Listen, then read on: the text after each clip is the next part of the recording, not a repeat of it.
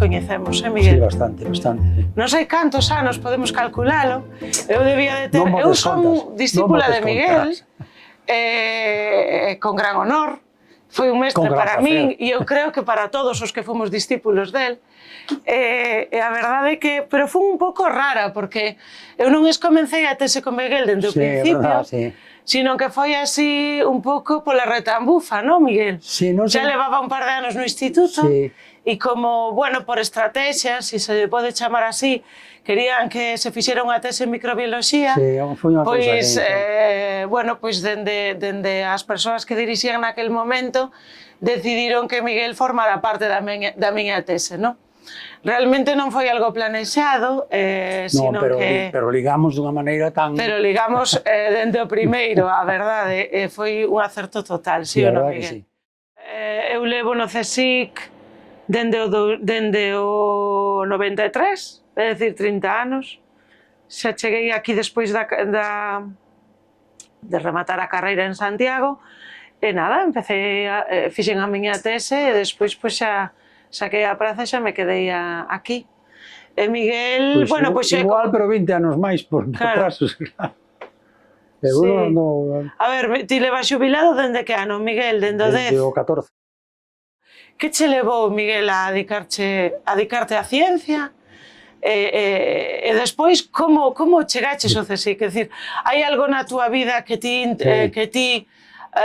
identifiques como que espertou en ti algunha vocación científica, ou simplemente fuches ti mesmo, ou... Isto é algo persoal, non sei se queres contalo ou non. Sí, non teño problema. Eu podía falar agora de vocacións e tal, pero eu nunca creí nas vocacións. Non? Entón, non, a miña chegada á ciencia foi completamente oportunista. Eu, cando acabei a carreira, o que tiña pensado, que era unha das salidas daquel tempo, era preparar unhas oposicións para ensino secundario. E entonces, de entrada, para ter algo de pasta, pois metínme a traballar nun colexio privado de Madrid, que estaba cerca da miña casa. Era un sitio horrible, pero bueno. Ahora, como nos últimos anos da carreira estableceramos contacto co Instituto de Química Orgánica, dende a Cátedra de Bioquímica estableceramos contacto. Dende o departamento, era como un departamento. Sí. A cátedra eran como os departamentos. Eran os departamentos, sí. Sí, de feito xa se chamaba departamentos daquela. De Bioquímica, pois éramos en contacto con xente de Química Orgánica. Cando acabamos, estábamos ali traballando, bueno, medio facendo traballos menos que de tesina aínda, pero bueno, como unhas prácticas de laboratorio un pouco máis avanzadas. Pero estabas na carreira nese momento. Estaba na carreira, sí. Pero ao acabar, coñecíanos a amiga, Pepe Franco, que tamén estivo aquí despois, e propuxeronnos que pidíramos unha das becas que se chamaban do PFPI, que nacían en aquel momento, as becas do PFPI, do Plan de Formación de Personal Investigador. Do Ministerio, do Ministerio. As becas que había antes daquela eran do PIO, que eran 3.000 pelas ao mes. Eran moi pouco atractivas e eu non o tiña pensado pedir ninguén. Pero de repente as do PIO, as do PFPI foron de 10.000. E entonces era un salto cuantitativo. E estábamos falando de que ano, Miguel? Importante, isto no 1968-69. Entón, eu pedina por a ver se caía, deronma, e entonces, pois, deronme un tema de tese e empecé a fazer a tese. Caí na investigación por iso. É dicir, foi unha oportunidade. Foi un problema de oportunismo. Acepto que haxa xente que teña vocacións definidas, pero eu estou completamente convencido de que se me meto en calquera outro tema, houbera tido o mesmo interese que no que me metín. Que non fora a ciencia. Que non fora a ciencia, sí. E química orgánica pola oportunidade tamén? No, bueno, a mí dentro da bioloxía sempre me gustou. Eu sempre teño moito respeto pola bioloxía de bota, pero eu sempre fui máis de bata. Eu tamén. Claro, entonces a min gustame máis o laboratorio máis que outro. Máis que o campo. Claro, máis que o campo. E dentro desto, eu veía que a bioloxía necesitaba, naquel momento, eu veía que tiña pouca componente das ciencias, digamos, duras.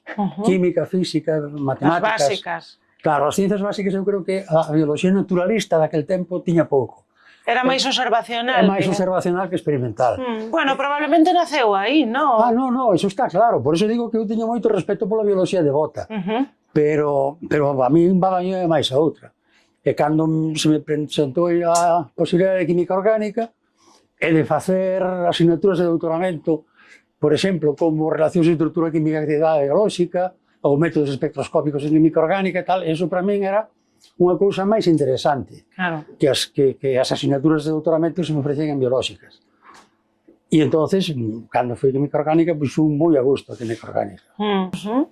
E despois viñeches para Vigo, no 76, e en Vigo, precisamente. no 76, e que atopaches, Miguel?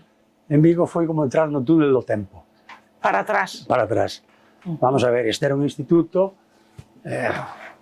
un pouco fastidiado de decirlo, pero vamos a ver, isto aquí estaba feito a que circulara a publicidade política por encima dos laboratorios e tal. Era un momento claro. De cambio político que aquí non se vivía. Aquí traíancho así, ocultamente. De medo. Logo aquí había, pois, 4 departamentos que herméticos, é dicir... Non había interrelación. Non había interrelación. Interrelación epistémica ninguna. E a persoal, fría.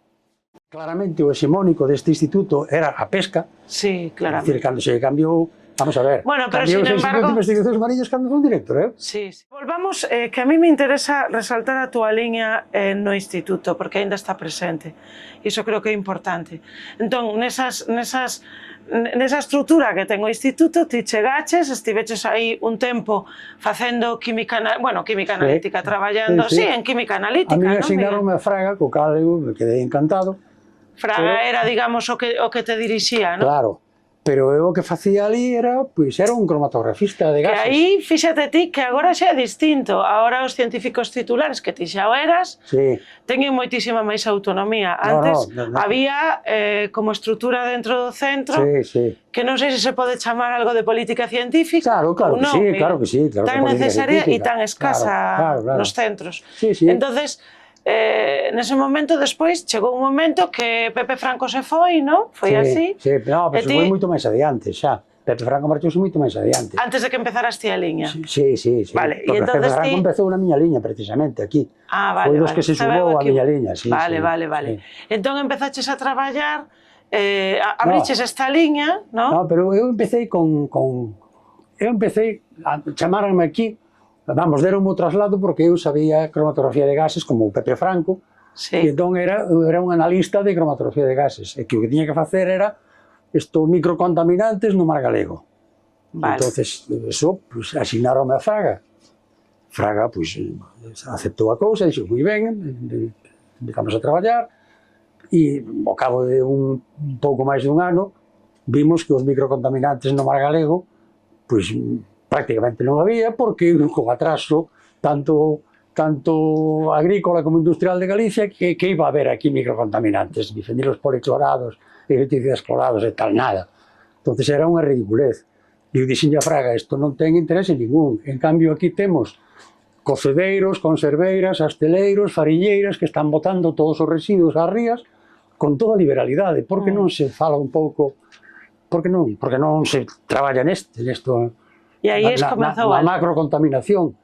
E díxome Fraga, tes razón.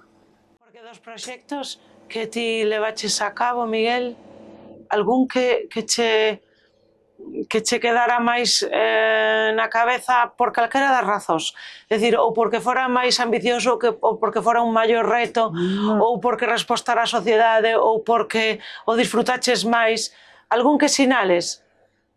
Non, máis que proxectos, a mí gústame unha liña exactamente, o sea, a ver... É que a min concretar en proxectos tamén, eu estou de acordo contigo. E logo, dentro de proxectos, pois, fitos concretos. Aí está. E eses fitos concretos normalmente sempre era cando algún fenómeno biolóxico podíamos encaixar nunha ecuación, nun modelo matemático. Eso era o gustazo.